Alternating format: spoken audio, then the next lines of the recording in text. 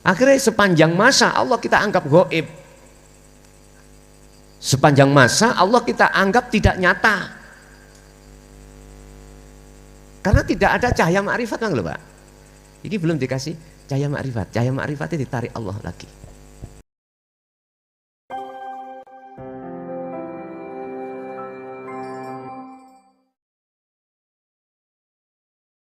Allah iku sangka endi? Tiada lain sumber cahaya itu dari hidup. Hidup yang kami maksud itu bukan sebuah sifat. Hidup yang kami maksud itu adalah laisa lahu kamislihi sayun. Sing kula maksud hidup itu adalah yang memiliki nama Allah itu loh.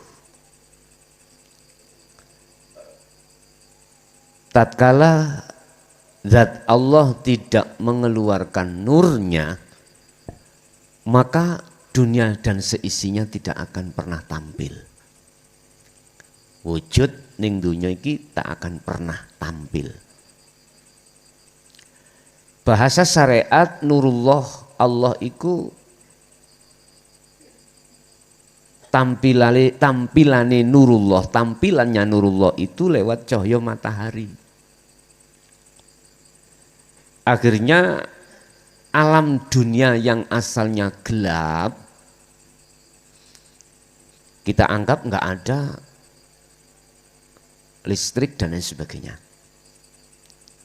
Kalau Allah tidak menampilkan cahayanya di dunia atau di langit, syariat yang berupa cahaya matahari, maka gelaplah alam iki. Gelap. Iku syariatis yang dimaksud nurullah itu di situ. Secara hakikati yang disebut nurullah adalah tampilan semua makhluk baik yang ada di langit maupun di bumi, wama bainahuma ataupun makhluk di antara keduanya. Jadi wujud sampean kali kula sebagai makhluk iku hakikati nurullah. Wis. Paham Pak nggih? Sementara apa yang dimaksud nur zatullah itu yang mana? Nur ma'rifatullah itu yang bagaimana? Yang secara syariat disebut nur Muhammad. Khusus nur ma'rifat iki Allah hanya memberikan terhadap hamba yang dikehendaki. Nurun ala nurin, disebut nurun ala nurin. Jadi di dalam nur itu ada nur maneh. Di atas cahaya ada cahaya. Di atas cahaya ada cahaya. Lah, cahaya yang kula maksud niki adalah cahaya makrifat. Apabila cahaya makrifat ini tidak dimasukkan di dalam jagatnya hati, maka jagat hati itu jadi gelap. Hati adalah negara, Pak. Jagat. Penduduknya ya ruh ini. Tatkala cahaya makrifat Allah yang disebut Nur Muhammad miturut syariat itu tidak didatangkan di dalam hati, maka gelaplah hati. Gelap. Kalau hati ini suasananya gelap, maka penduduknya itu tidak akan bisa membedakan mana yang hak dan mana yang batil. Maksudnya mana yang jadi kepentingan nafsu dan tidak, nggak bisa. Sebab nafsu masuk di dalam jagatnya hati itu, Bapak Ibu, akan menciptakan kondisi jagat hati itu gelap. Gelap. Sebetulnya jagate hati jenengan kali kula asal muasal niku terang benerang, asal muasal. Kapan itu terjadi?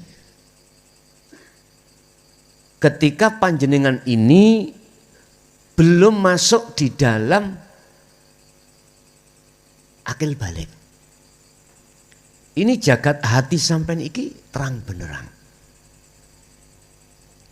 Kalau jagat hati sampean kalih kula ini terang benerang, itulah nanti yang disebut penduduk yang disebut ruh, itu ma'rifatullah.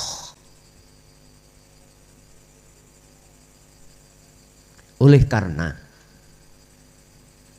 kita ruh dulu itu sudah pernah janji nang Allah, bala sahidna, maka Allah akan menguji ruh. Ruh diuji saat detik-detik masuk dalam zona balik sampean. Tidak laki, tidak perempuan. Detik-detik waktu-waktu Allah menguji kita itu di saat kita masuk dalam balik. Sehingga mengapa Rasulullah berani memberikan satu pernyataan fatwanya lewat hadis. Setiap bayi yang lahir itu dilahirkan dalam keadaan fitrah. Entah iku anake wong Islam, Majusi, Nasrani, atau hasil kumpul kebo. Ngerti kumpul kebo, Pak? Di luar akad nikah, bayinya itu suci. Lah, yang dimaksud suci di sini, ruh kita itu belum terkontaminasi, belum menghadap terhadap kesenangan dunia. Belum. Tapi ruh sudah berjanji saat di zaman azali jenengan kali kula. Zaman dimana belum terciptanya jasad kita itu. Di situ, Pak. Jelas sampean tak takoki eling sampean dijanji Allah. Ya gak eling. Apa sebab gak eling? Iku lali. Apa sebabnya lali? Lah iki menjadikan hati gelap di situ nanti. Oke. Setelah masuk akil balik, Gusti Allah iku nguji. Datang kesetiaan kita, baik cintanya maupun menghadapnya, memujanya, memujinya, menyembahnya, bahasa minta tolongnya. Kan jenengan jawab, qalu bala sahidna. Nggih Gusti, kula setia datang jenengan. Lah, kesetiaan itu perlu ujian. Makanya kadang-kadang kita itu mengenal seorang wanita, nggih pun langsung percaya kalau dia itu cinta datang sampean itu tulus atau tidak, perlu ada ujian. Kalau cintanya tulus Bapak Ibu tidak melihat status, nggak melihat tendensi. Jenengan anake wong gak duwe, wong melarat, wong miskin, tidak punya status, kalau cintanya itu memang tulus, pasti akan berjalan dengan baik. Tapi bila mana orang itu cintanya karena ada tendensi embel-embel, jenengan iku sebabe duweni status wong sugih, pengusaha, cara pangkat dadi DPR. Aku yakin status Anda tatkala sudah nikah itu hilang, mesti ditinggalkan amen. Makanya perlu diuji. Jenengan nek wekdal nador dateng calon sampean itu sampean uji. Benarkah dia itu cintanya karena Allah alias tulus? Ataukah karena ada tendensi yang lain? Iku wis kula mboten ngajari jenengan paham dhewe. Aku cuman bahas Gusti Allah ngetes kesetiaan kita sebagai ruh. Akhirnya apa? Allah oleh ngetes iku lewat nurullah. Lewat cahayanya dulu. Cahayanya dipanggil. Sunafsu sinio. Iblis rinio. Innahu lakum aduwwum mubin. Kui bakal saya jadikan sebagai alat untuk ngetes arwah-arwah kai. Siap. Nafsu iku utawa iblis niku taat, Pak. Nang Allah iku taat. Diperintahkan sebagai alat untuk ngetes iku purun. Umpama dialog, dengan apa ya Allah? Nafsu umpami ngomong, Nurullah mang. Dengan apa ya Allah saya mempengaruhi atau nguji terhadap arwah-arwah. Ruh iku nek ruh iku berarti satu, nek arwah pirang-pirang ruh, ngoten nggih. Dengan apa ya Allah? Ya kae ning Quran kuwi sing tak sebut hubus syahawah. Kesenangan duniawiyah. Wa zuyyina linnasi, akhirnya didukno ayate wa zuyyina linnasi hubus syahawah. Dengan kesenangan dunia inilah Allah mengujimu, mengetesmu. Apa ya nek bahasanya itu maes-maesi. Kira-kira arwah iki setia atau enggak nang Allah? Isine hubus syahawah rupane minan nisa, umpama kanggo wong lanang wong wedok.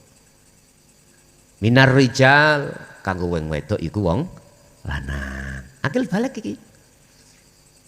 Wis. Isine hubus syahawah yang kedua adalah anak wal banin. Yang ketiga wal qanatiril mungkontoro dunya brono. Wis. Pertanyaannya, ruh iki terpengaruh dengan kesenangan duniawi enggak? Gak usah munafik kita, ya. Dan ini proses kita memang harus terbuai, Pak. Terbuai oleh apa yang diajukan oleh nafsu dalam diri kita masing-masing yang berupa hubbus syahwat. Cintane ati nangone syahwat. Oke, nek sing lanang nyedeki wedok, sing wedok nggih merapat nang sing lanang. Jenengan kali kula nggih butuh maem, ya butuh dunya brana, sandang, pangan, papan, akhirnya mendekat. Nyambut gawe dan lain sebagainya. Lah, inilah Rasulullah sebelumnya itu sudah membekali ilmu syariah. Sudah dibekali ilmu syariah. Oleh kuwi nyambut gawe ning kudu miturut ilmu syariate. Oleh kuwi garwa seneng nang wong wedok ning tetapi kau harus mengikuti ilmu syariate. Oleh kuwi punya anak tapi ya kudu paham ilmu syariate. Jadi biar dunia ini gak rusak, Pak, secara fisik. Nurullah biar gak rusak secara fisik, alias ya gak ngawur, ngoten lho. Nah nek gak ditotok oleh Rasulullah ilmu syariah rusak, Pak. Akhir piye? Ketika saat seneng wong lanang, wong wedok, wis mbuh iku bojone wong apa duduk bojone wong. Nek kan ilmu syariat lho nggih, kepengin duwe anak, wis gak nikah gak apa. Lah, rusak toh? Lah, ilmu syariatnya ditegakno Allah. Di dalam ilmu syariat cuman ada dua hukum. Larangan dan perintah. Mana larangan tinggalkan, mana perintah jalankan. Wis, berjalanlah itu. Akhirnya di dalam syariat memberikan fatwa yang isinya adalah silahkan kau hei jasad berbuat apapun sepanjang itu tidak dilarang berbenturan dengan agama syariat. Gak apa-apa ngomong syariat. Tetapi perlu diingat, yang janji dulu itu ruh bukan jasad. Syariat mengatur kita sebagai jasad semata-mata biar tidak ngawur. Lah inilah ajaran Rasulullah yang kedua, hakikat ini untuk mengatur ruh supaya ruh itu punya etika biar juga tidak ngawur. Loh ngerti Pak? Apa yang terjadi?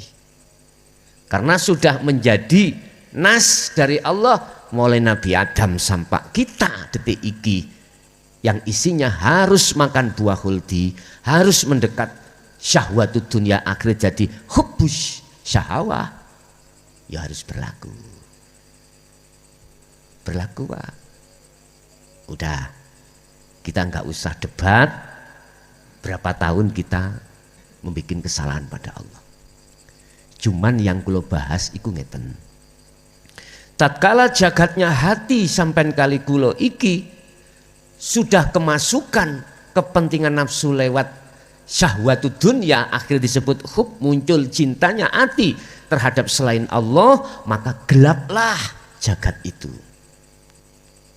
Walladzina kafaru, mereka-mereka yang ingkar pada ajaran Rasulullah di jalur dinul haq, aulia ahum, mereka yang menjadikan atau huta nafsu sebagai imam. Iki mang nafsu sebagai pemimpin. Jadi jagati roh yang disebut hati itu sudah kejajah nafsu. Nafsu masuk membawa hubus sahawah mang. Akhir roh iki bercinta, berkasih mesra terhadap nafsu lewat kesenangan dunia. Ini sama halnya roh itu jadi budaknya nafsu, wajib mengikuti undang-undangnya nafsu. Apa undang-undangnya nafsu itu? Besok kalau miturut surat Al-Baqarah ayat 257, undang-undangnya nafsu ngeten.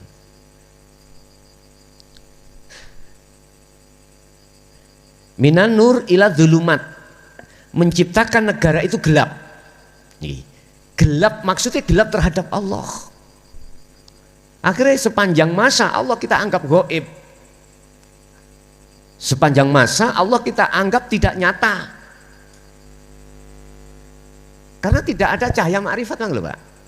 Ini belum dikasih cahaya ma'rifat. Cahaya ma'rifatnya ditarik Allah lagi. Laksana matahari tidak muncul, dunia akan menjadi gelap. Kita anggap listrik gak ono zaman kuno bino Pak ya. Zaman kuno. Zaman durung ono listrik. Gelap, gelap. Loh, itu undang-undangnya nafsu. Dan ruh sebagai penduduknya hati wajib taat mengikuti apa yang dijadikan nafsu sebagai undang-undang. Sampai kapan? Sampai umur berapa ini kita? Ini pertanyaan saya. Kita nggak usah debat. Oh aku gurmek sakmene pirang tahun, nggak usah. Saya hanya bicara masalah ketika saat jagatnya ruh yang disebut hati ini sudah kemasukan nafsu, maka gelaplah jagat ini, gelap dari Allah. Yes. Dalam ayat lain Allah mengatakan fi qulubihim maradun fazadahumullahu maradun. Ini kalau kau biarkan, maka semakin gelap. Karena apa? Karena ruh ini hubnya, cintanya terhadap selain Allah bertambah besar Pak. Sing maune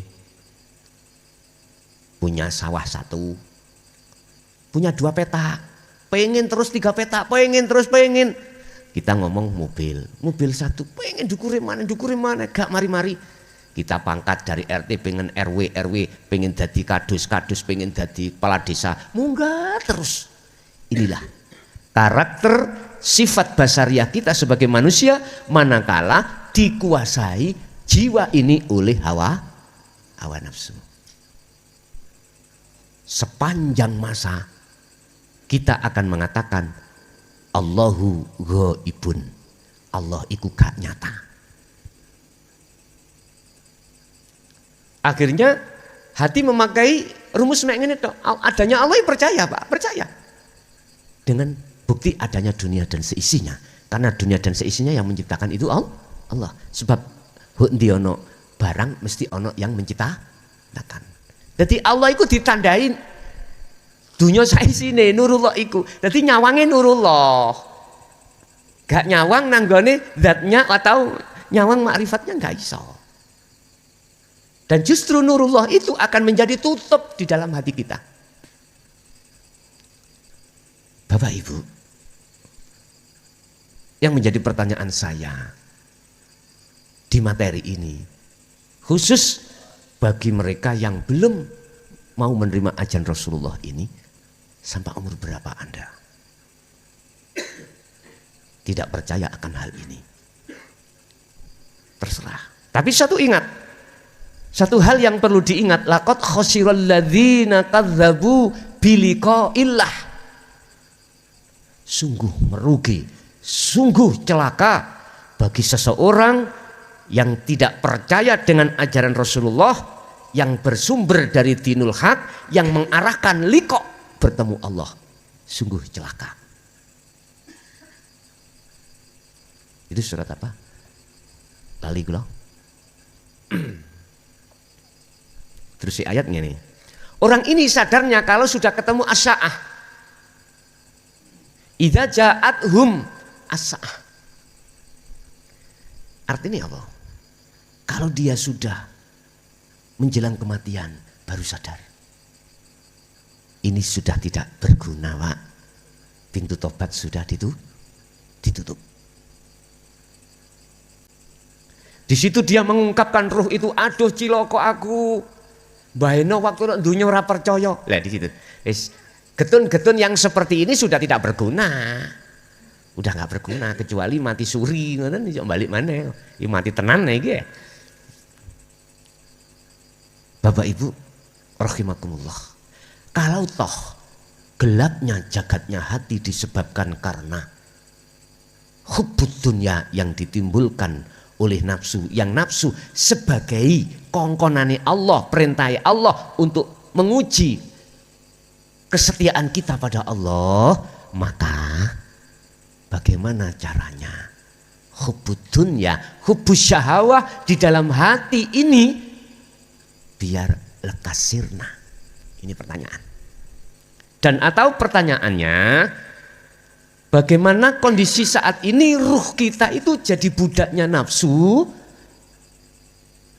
Kita bebas merdeka dari perbudakan itu terhadap nafsu sehingga menjadi budaknya Allah. Sama pertanyaannya gitu. Atau saya masukkan dalam pertanyaan ini. Tadi saya katakan sepanjang masa kau kalau seperti ini terus, Allah pasti kau anggap gaib. Bagaimana kita yang saat ini mengatakan Allah itu gaib, kita sudah tidak masuk dalam teori gaib. Bagaimana caranya? Kalau Allah itu memang hakul mubin, jengleh, nyata sak nyatanya. Cuman satu, Pak. Kesimpulannya jawabannya mek ngeten. Wujude Allah kang nyata. Jadikanlah sebagai burhan, dalil, bukti di dalam hatimu bahwasanya wujud selain Allah itu Adam. Wujudnya Allah sebagai bukti ketidakwujudnya selain Allah. Ringkesnya mantul dikungku. Cuman ada proses, Pak. Untuk bisa sampai di situ ada proses. Kita ikuti Rasulullah. Bundelane ayo digoleki. Ternyata bundelan kegelapan hati itu dikarenakan adanya hubbus syahwah di dalam hati kita. Bagaimana caranya hubbus syahwah itu hilang? Hanya dengan satu. Datangkanlah cahaya makrifat Allah. Terus bagaimana mendatangkan cahaya makrifat Allah? Kita kembali kepada surat An-Nur ayat 35. Tadi kan sudah disebutkan. Nurun ala nurin yahdillahu mayyasha linurihi mayyasha. Allah akan memberikan cahaya tersebut terhadap orang yang dikehendaki. Siapa yang dikehendaki itu? Kalau bahasa syariat nggak bisa jawab, Pak. Karena ini urusan hati, urusan kejiwaan, urusan batin. Tapi bahasa hakikat bisa menjawab tanda-tandanya. Siapa? Mayyasha linurihi mayyasha. Mereka yang diberikan Allah cahaya itu siapa? Pertama, iki lho tekani cahaya marifat itu memberi kingko. Pertama, mereka tatkala Rasulullah mengajarkan dinul haq, ai dinut tauhid, jenengan iki gak boro-boro langsung menolak, ndak. Sampai hayati lajeng dengan sendirinya ruh sampai saged nompo. Ingat, ajaran Rasulullah di versi dinul haq tauhid ini hanya untuk mendidik ruh, bukan jasad. Yang sering kita sebut sebagai ilmu hakikat. Jasad itu hanya ditata oleh Allah lewat syariat Rasulullah yang kita kenal ilmu syariah. Pertama, ketika ajaran dinut tauhid disampaikan. Ajaran dinut tauhid itu ajaran sendiri apa sih? Ajaran yang mendidik ruh supaya mengesahkan Allah. Supaya selain Allah dalam hati tidak ada. Kesimpulan tentang beriku. Bapak Ibu, yang kedua, Allah juga menyaring panjenengan yang tadinya sudah merespon, menerima, mengatakan hal itu benar, dinul haq itu. Allah masih menyaring, memproses jenengan. Apa? Jenengan diperintahkan uzlah, mau berangkat apa ora? Di situ. Diperintahkan kholwat, zuhud, meditasi, topo, mau berangkat enggak? Mohon maaf Pak, ini juga tanda-tanda untuk menyaring sebagai mayyasha, linurihi mayyasha, golongan atau orang yang dikehendaki Allah nanti. Pertama sudah amanu, kedua wa amilus sholihat, mau mengerjakan, mau uzlah, mau kholwat. Bahkan perkara kholwat, perkara uzlah iki wajib dilaksanakan oleh beliau Rasulullah Muhammad dan kita sebagai umatnya, manakala kita sudah iman bahwasanya biliko ilah itu mesti terjadi. Ketemu Allah itu bisa terjadi. Sekarang dikembalikan pada kita. Sudahkah Rasulullah memerintahkan jenengan kholwat? Dulu pada masa zaman kenabian, berarti zaman Rasulullah Muhammad dulu sudahkah menyuruh jenengan kali kulon iki, menyuruh sahabat kholwat? Lah, tongkat itu, tongkat yang dibawa Rasulullah Muhammad bin Abdillah sekarang terhadap penerusnya, yaitu tabi'in as-solihin. Jalur satunya lewat nasab, duriyahnya habaib. Mohon maaf, tabi'in belum tentu semuanya membawa tongkat Rasulullah. Habaib juga tidak semuanya membawa tongkat Rasulullah. Tongkat sing tak maksud niki duduk tongkat, ngapunten ya, duduk tongkat syariat saja, bukan. Bahasa tongkat adalah ajaran, yang ajaran ini bukan syariat saja tetapi juga hakikat untuk bisa menuju ma'rifat. Sebab bisanya ruh iku likok datang Allah wajib membawa tatanan hakikat menuju ma'rifat. Kalau tidak lewat itu mohal, gak iso.